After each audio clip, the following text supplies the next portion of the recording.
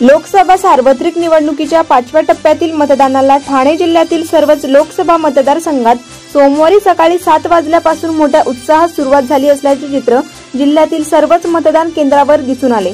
ठाणे जिल्ह्याचे जिल्हाधिकारी व निवडणूक निर्णय अधिकारी अशोक शिंगारे यांनी ठाणे जिल्ह्यातील 12 बंगला मतदारसंघ 114 या मतदान केंद्रावर आपल्या कुटुंबियांसमवेत मतदानाचा हक्क बजावला।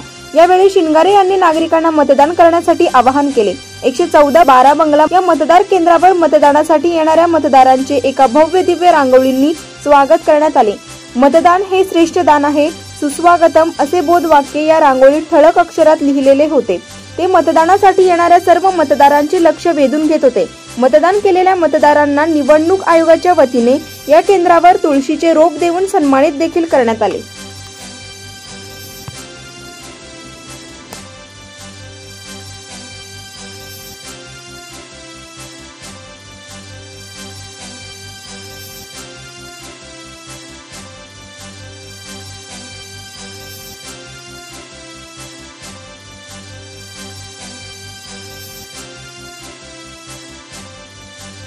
मतदान आपले हक्क व अधिकार आहेत।